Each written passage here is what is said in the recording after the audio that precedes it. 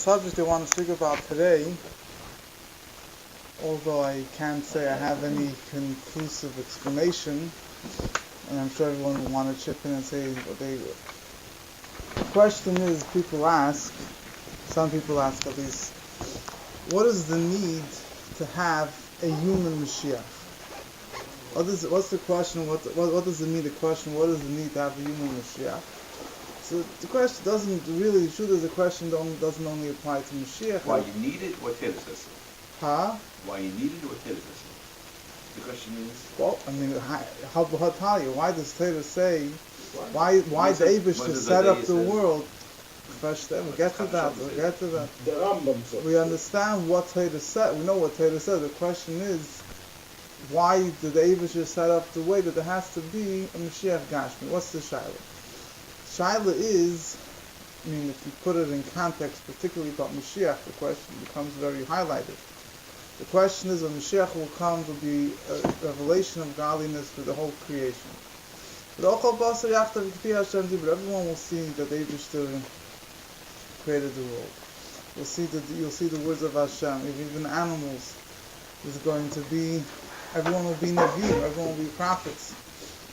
Right. So Oibazoi won't be the Eibishter, because everyone will see the Eibishter, will feel the Eibishter.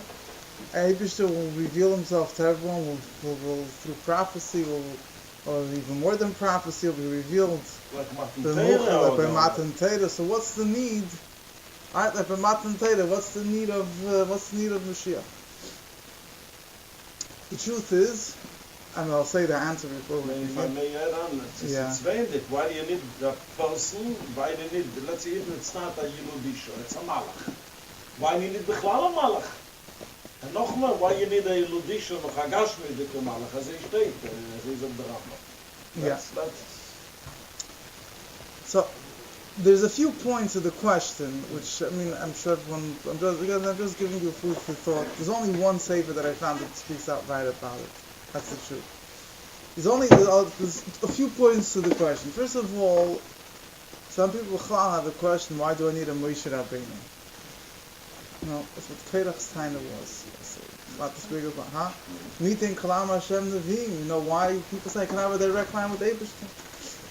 For that, the answer is, the Kitzur Nimrus, that in order for you to reach your connection with Eibishter, you have to go through Moshe Rabbeinu. Why? Because the way things are set up is that your neshama is maybe face kvayim. The Rebbe explains in Tiny Perek Beis, your neshama is, the way it came down to this world doesn't still retain in such an open way the way its connection with Eibishter, the way it had in spiritual worlds. However, the neshamas of the tzaddikim, of the Rebbe, so even when they come down to this physical world, there's still, the Rebbe gives it the whole moshel of the child, with the tipas me'achav, with the brain, the me'achaben, whatever it is. I'm not going through the whole thing, but in other words, it needs to be, in order for us to be connected with the Eibishter, there has to be the same way the limbs of the body need the brain, the same way you needed to be connected with Moshe Rabbeinu. But that's a thing which is a lot to discuss about, and I'm sure everyone has what to say, but the question particularly comes up regarding Mashiach. Safkol Safay Yemaisa Mashiach will come as man, that everyone will see. It says, we won't need to learn from someone else. Everyone will see David, so what's the need of Mashiach? The answer to the question, Well, I'm saying what I'm saying now, maybe for some people is very shit, maybe not. I just wanted to discuss the thing. The answer to the question, the way I understand it is that Eino Chanami. The question is right, but the context is wrong. What does that mean? The truth is, Yesh Mokim Loimar, at least, we want to say that the Taka, at least according to some sources, will come a time the Taka won't need to have Mashiach to be the one that will, reveal godliness to you. But until that happens, you definitely need Mashiach. So first of all, let's go like this. The truth is, this question is really connected with a famous Gemara. The Gemara discusses Masechtas Sanhedrin. The Gemara asks, how long is Yemaisa Mashiach?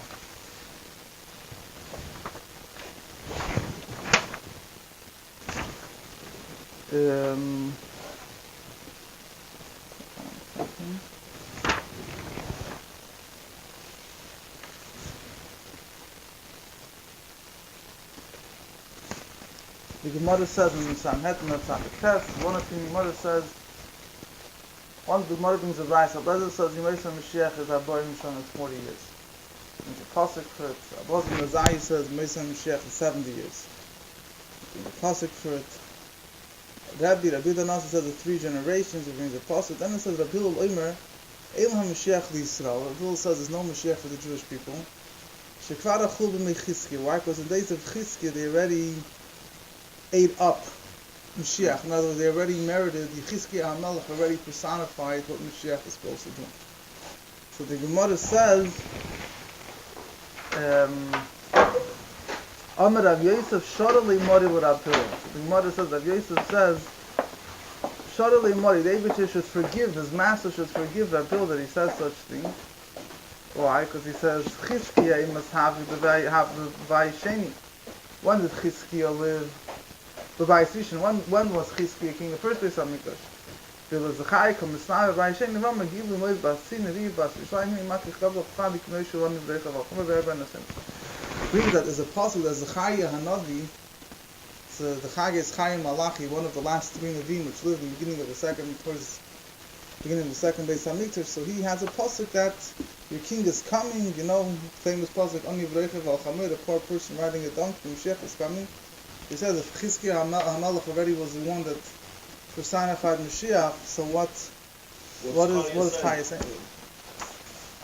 A lot spoken about this Gemara. First of all, what was Rav Hillel's opinion in the first place? So I don't want to get lost into this thing, I don't want to start opening up here in discussions right left center. So B'chol there's two ways of learning it.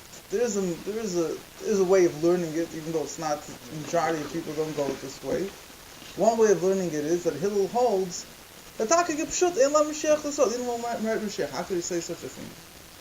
So, Even not. Before I get to that, that's Rashi. There's another way of learning.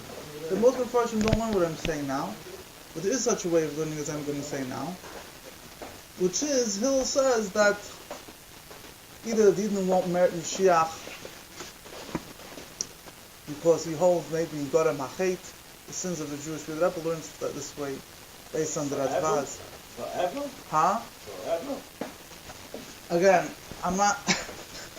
You look in the Kudus Sichas Chelek Lamedal in the Ha'aris, the Rebbe explains the Rambam, it means one of the Rayas from Mashiach from Mori Mitzvah.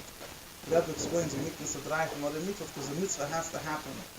The Torah says it has to come the time to fulfill the mitzvah to be a mitzvah, that it has to happen. Whereas the other prophecies, so someone denies the prophecy, he's a kafir. But if someone will say, I believe in the prophecy of Mashiach, but I believe that it's going to happen on a spiritual level. I believe that the sins of the Jewish people could have pushed it off. So then he's not necessarily called Mamash Kafir. And the Rebbe explains with that, I think, the shit of Reb Hillel. The Rebbe says, but he is a kafir. Huh? The Rebbe says he is. If someone believes today, yeah, but if someone believes today, like Reb Hillel is a kafir, but Reb Hillel himself, what was pshat in his shita? I'm not discussing if someone believes today like that. That's first of all. So, but that's not, most people explain that Reb Hillel agreed with Mashiach. Just one way of looking at it is either he held that Mashiach won't be as glorious as the prophecies make it, that all the nations will come. One way of learning. Another way of learning is very, very different than it sounds in the first. Reb Hillel is saying something completely different. Reb Hillel basically saying, Rashi says, Opshat Elam Mashiach L'Yisrael, he says, Ela Kadosh Baruch Hu Yimlech Ba'atzmei V'Yigolim Levad. The Eibush will rule on the Jewish people himself, and he will redeem them himself. And there's a lot of talk in the Mefarshim about this whole sugi of the Gemara. I doesn't want to look bad. If it's looking Yishuris Mashiach, that Barbanel, he has his Iyunim, he has at the end, he has his Iyun Rishon Perikim, he has a very, very long Arichas over here in the Shit of Reb Hillel. But B'chalos, the Nekuda is like this. The Nekuda is that the opinion of Reb Hillel comes in the context. To understand the context of the Gemara, it's much easier to understand the context of Reb Hillel's opinion. Gemara asks, the Gemara brings different opinions how long the days of Mashiach will be. What does that mean? So I saw one of the one of the Talmidim of the Rishonim, he asks a question. Mashiach is an eternal thing. Mashiach is a Yeshua Elamis, is an eternal salvation. What does it mean? How long will Mashiach will be? Is it going to be 40 years, 70 years, 3 generations? So he explains what we're already familiar with, to more or less based on the Rebbe Sichos of the concept of the 2 periods of Mashiach. But to put it in his words, he explains the question here is, we all know there will come a time of Tchias HaMesim. The period of Tchias HaMesim is a different period, B'chlam. That is not called Yemais HaMashiach. That is not called the days of Mashiach. The question is, how much time will there be is in the days of Mashiach and Tchias HaMesim. So one opinion says 40 years, another opinion says 70 years, another opinion says 3 generations. So he says, Rab Hillel, the whole discussion in the Gemara is regarding the period of Yemais HaMashiach. The discussion in the Gemara is not whether Mashiach is coming or not coming. It's self-understood. In what everyone believes, Mashiach is coming. The question is, the Gemara is discussing the concept of there's 2 periods. There's one period that is going to be a natural period. Mashiach will redeem the Yidden from the nations, and there will be a number of prophecies. Life will be nice and wonderful, and so on and so forth. But there's certain elements, certain supernatural elements that are going to only take place in the second period. So in this same context, Rab Hillel says, Ein lahem Mashiach l'Yisrael. He says the first period won't take place.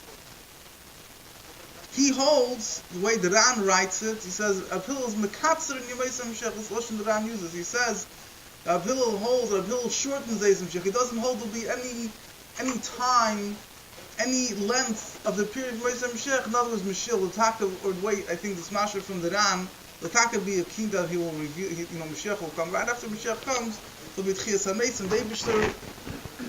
However, exactly one learn Rab Hillel is a separate thing. But either there won't be Mashiach, even if there will be Mashiach. Right away there'll be Tchias HaMesim, there'll be revelation of the Shekhinah. So right after, in other words, the revelation of Elokus happens right away.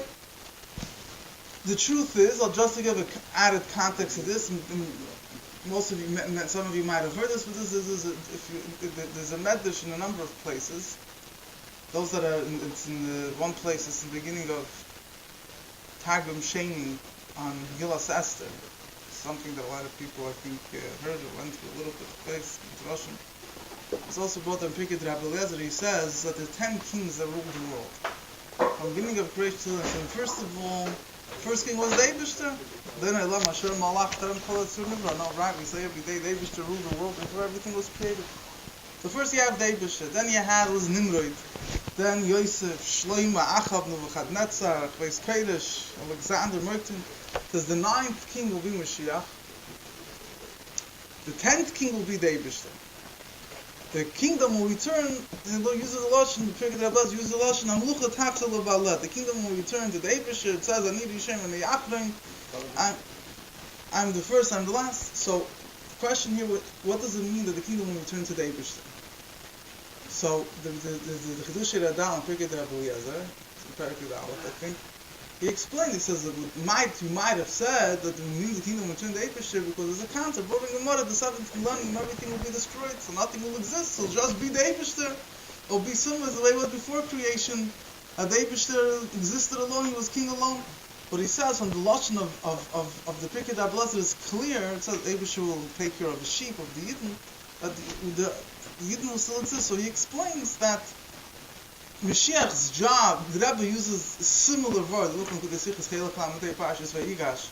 We don't want to get into the nuances of the differences between what the Rebbe is saying and the Chedushei Radal is saying, but there's a similar nekuda. The word is that the need for Mashiach, the way we understand someone to usher in the days of Mashiach, the need for someone at the status of Mashiach, this is only the beginning. Later on, the world will become so refined that Mashiach, the Rebbe also uses a similar word. You don't, in some psukim, not even called a melech, he's called a nasi.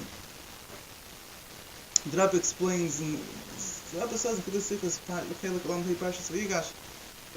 that after Mashiach already correctly, refines the world, his main job will be more like a nasi, more like someone to teach Torah, not so much to rule the world, to be poil on people. Everyone will already be V'Sadar Shazayim.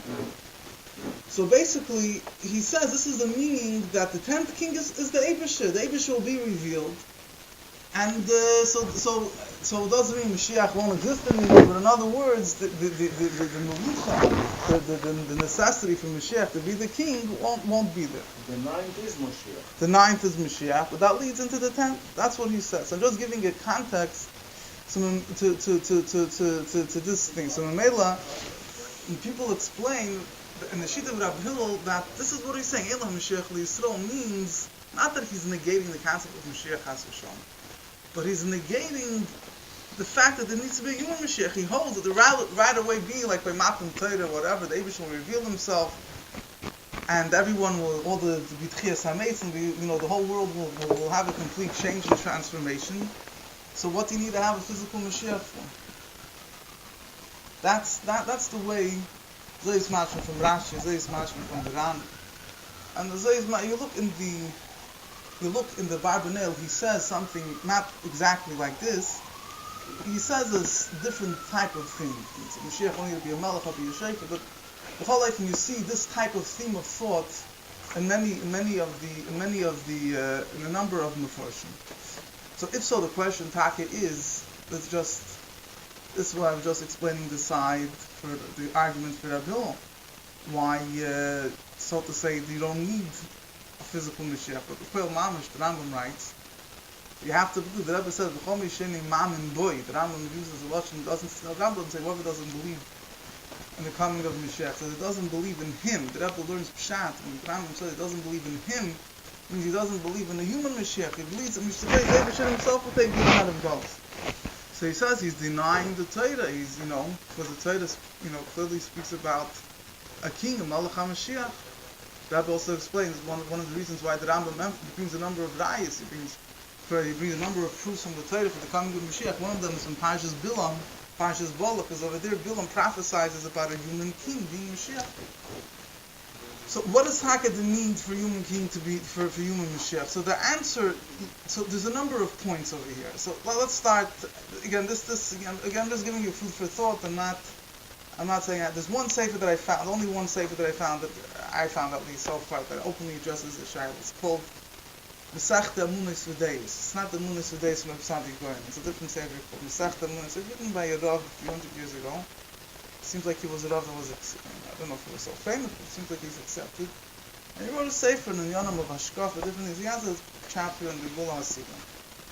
And he says there, the word is, he says, eventually there will come a time that the world will be refined and thus, and that's what the Pillow was referring to. But he says, when Mashiach comes, when the Gula comes, the world is not going to be at that level. In order to get the world to the level that Abhillel is talking about, you don't need Mashiach, you're going to need to have a Mashiach. You're going to need to have someone that has such unique qualities that he's going to be able to whether if you learn Begashmias, to rule over the nations and to make sure that they don't disturb the Yidden. You look on the spiritual side, someone that has unique qualities of wisdom and prophecy and thus be able to teach and to guide all the people of the world. You're going to need to have a Mashiach for that. It's not in 1 second, you can't have all of a sudden, that in an 1 second, 1 second you have, everyone all of a sudden, Nikla Kveid Havai, Roch Basar, that in 1 second everyone is so close to the Eibush, you don't need to have, the Machas of Mashiach. It says that Hillel is talking about the eventual, he's looking at it, the eventual tikkun that eventually will take place. So that's why he's saying you don't need Mashiach. But until you get to there, how is the world going to get to that point? For that, you need to have Mashiach. So this is on maybe on a more of a Hasidic twist. What I could say, and this is right now what I'm saying is you could take it or leave it. It's just my own 2 cents. Is that I'm sure there's people who've said it, but when it's the Chassidus explains a lot the Indian. Mashiach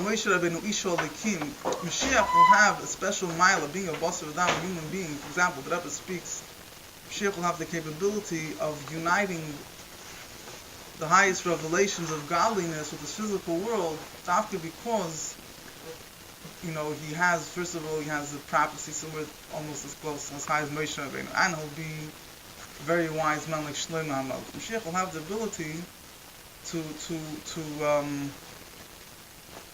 bring things down to this physical world precisely because he's a basar v'dam. In other words, it needs to be the concept Chassidus speaks about a Mamutza Mechaber. There needs to be, the Eibusher put in this world as a Moshe Rabbeinu. The Eibusher created in every generation this tzaddikim, because it needs to be for us physical people living in this world. We can't say I have a direct line with Eibusher.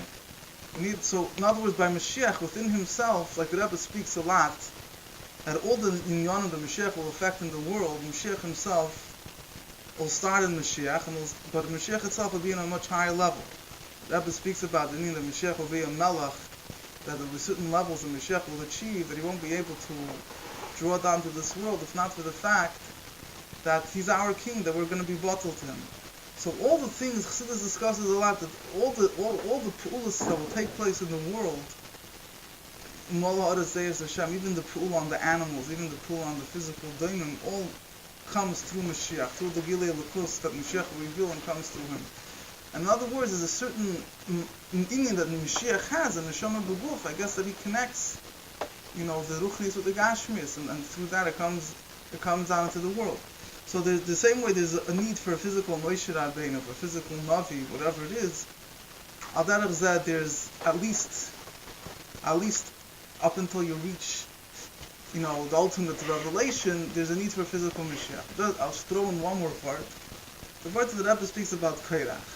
Someone once, a few months ago, someone asked me this question, really bothered him, so shy that I'm asking him, why do you need a physical Mashiach? Really bothered him, trying to. So I told him the word the Rebbe says about Kairach. The Rebbe says about Kairach, Sicha Chelik Yud Ches. There was one thing the Rebbe says about Kairach. Kairach sounded, he was speaking about. Kairach was extremely idealistic. Kairach was idealistic. Kairach says, Kairach saw the Indian Shadish of Achdus. The Rebbe explains it that the Kairach, it's a shtus. Kairach wanted that everyone should Tichulam Kedoshim, everyone is holy, everyone could be a Moshe Rabbeinu. So the Rebbe says, we want to have peace. If the foot and the heart and thus all want to be a brain, the whole body will go haywire. You need to have, in order to have peace, you need to have that each one does his job, and everyone unites. Everyone has his unique quality that he contributes to the overall. There's a social system, the body, every limb has this thing, and everyone works together. There's peace. It says, Kairach saw the din of Achdas Pshutim. The Shoirish, the way it's in the Eibishter's essence there's a complete level of simple unity. Here everything is 100% equal. So Kairach wants, so Kairach wants this level should be revealed right here and now. So that's called the Shtus. Kairach Taka had, says Kairach Pikeach Hayamaro, the Shtus Kizel. Kairach was smart, but he had a Shtus. In other words, he saw something on a very high level. His problem was he thought that he could jump the gun. Why don't we live like this right now? If you live like this right now, you'll make a destruction. You'll destroy the whole system of Palestine. So in other words, but there's a word. Rebbe Taka says this word that the Asad Lavai will come. In other words, Kairach was looking at a time. The Taka will be like there'll be a certain level that everyone will be equal, whatever that means. But the cab is going good, but it's not going to the ultimate point. Especially Basel again. The Iker Shchinut, the solid Kulam is through the Iker Dida, the Matan Gashmi. And the harvest of this world, the Gashmi world, is only through the Lei Levade Aikech Vechelis, the Veda of Gashmi to the world. The Iker did it. The Iker Yikara, the Kutsha B'Dichu is going to be is Lamata. It's not Lamayla. And that's this Galus of Mashiach. Pshat is not Pshat. We make it sound like that what's going to be the greatest thing is going to be the Gilul of Kus is going to leave the Neshamas. Oh. I didn't say about leaving the Neshamas. I'm talking about we're all down here Begashmi. So the Shaila comes. Good. Because it's much so greater. If there's Dira B'Tachtoinim, if there's Atzmusay Yisbarach is Miskala B'Chol Atzmusay B'Hadira, so what do you need Mashiach for? That's what the Mashiach is. Who's Mashiach then? Every Jew's Mashiach. Every Jew's Mashiach. And, no question it is. Every Yid is Mashiach. So why do I how do you get to, like you're saying, how do you get to that thing is good. Fine. But the point of it here is the ultimate point of the Gash mystic world, where there will be will see Atzmos Mhusay in Gashmias. That is Mashiach. Fine. So now the question, and Achanami, I agree. 100% sure. Just think now. After you understand all of that, now there's a question that comes that bounces back. Oy bazoi. How would it? Yeah. Oy bazoi al derech. Now that you understand, there'll be such a gilei lakus, and even though chol basav, the Gashmi Atzmus will be revealed in Gashmis. Oy bazoi, everyone is equal. What's Tafich Mashiach? You're saying Mashiach brought it here. So that's what I'm answering. The Rebbe the Maimon, the Lamentes writes that why is Mashiach greater than the others? That it says because the Giluf and Avai is only from Mashiach. The others were covered all course. The Rebbe says a different segment. By Mashiach Rabbeinu, he was completely. Let's use the word. Man malker upon him. But malker upon him. The melech, the Eibush, the melech Eibush, the Rabbanon. The Rabbanon are not Metzias. The whole Metzios is melech. Is only God. So yeah, so we're coming now and saying, oh, this guy's going to be God. No, the second he's going to be God. The shaila, the shaila isn't very simple. The shaila is what is it? Shaila is first of all, why do you need? The start of simple. The shaila l'chatchila is. Why do you need Mashiach to bring the Gila into this world? Let me just go back a second. Why can't that happen through the Eibishter himself? Why does this Gila have to go through a Basar V'Dam of Mashiach? That's one shayla. So you see, you're not answering. You're saying it's a Gzera Sarkoso. It is a way. Sure, the Eibishter didn't do it. No, but is there any Havana why it has to go through Mashiach? Because he wants to bring us a bunch of usher this period inside. Because now we can relate to it. If I talk to me that way, is bechlal is going to turn off this and come mitzvahs and silver stuff. No, everything. No. That's an alien. There's a Eibishter wants to have a dir b'tachtoinim. When you do a mitzvah, but the dir b'tachtoinim is the hebachat is not the Ratzon Hashem. Of course not. No, it's not Ratzon. No. I'm not talking about mitzvah kol. I'm talking about another word that we're talking about. In other words, you have to be magdir. What is the tafkid of Mashiach and why you need him to fill that tafkid? So the truth is that even in other words, even in the level, even higher Gilim of Moshe Mashiach, there'll still be a need for Mashiach. So this explains Tamach Tzedek and Mitzvahs Mini Melech, whatever. But I'm saying the question is very, very simple. A person approaches to God, you tell them to be Gilim of course and thus. He says, Oy bazoi, the Eibishter will reveal himself in thus. So why can't that happen spontaneously? Why do you need to have Mashiach? That's a question. You take, let's say, in the secular world, there's an idea. In the sichlam of the world will eventually reach a type of euphoria, right? Everything will be nice and dandy. It won't necessarily have to happen through a basar. A mensch, one person will come and make the change. It'll be a collective thing. Everyone together will come to that realization. So if you come from that perspective, there comes a question: what is the tafkid? The frat you are explaining. You're not saying that we're not dealing here at his man. We're not talking his man hagolos. Or now at the time when the world is a concealment, and I understand the need for someone that has a higher connection to Eibishter to explain to you. We're talking about L'chayda Mashiach as his man, Zagili Alakus. So where's the role of Mashiach? So the answer is twofold. First of all, in order to get to that, the whole world, in other words, you can't have in one bin laila, in 1 second there'll be such a change. And even if there is such a change, you're going to need someone to guide you along the steps. So that is the role of Mashiach. In other words, the question comes from a true point, because again, there is a mokum loymar that eventually Mashiach Taka doesn't need to have that tafka that we're attributing to him. Mashiach will still have a role to fill, but he won't necessarily have that role. He's going to have to be the Misakim Elam and Mafish and Dalabut and thus. But it's a question that if you think about it, I remember speaking to this guy for a long time, and it was nothing that was really satisfying. Now, why can't it be like Matan Torah? Matan Torah needed to have Moshe Rabbeinu. Why not? He didn't have Moshe God. Let's put it simply. They were afraid to hear the rest of the Eibush. If they wouldn't have, if they wouldn't be, okay, fine, but so explain. And the time I remember, the Chayda says that Allah so love is state that he didn't learn directly from the Eibush. They state in the Kalam Midrash. Yeah, so in other words, the question is, what is going to be the role of Mashiach? There is a question there. It's not a simple question to, so again, there's a very strong explanation for it. I'm just going through. The problem is we're looking for ourselves. There's influence me. I need, and this is the world. You can't run away from it. I'm also saying, but there's a market in Torah for this question. Particularly if you look at my mother, Marshall, I'll tell you, some people learn Shittas Rapil that Mashiach will only be needed for the Goyim.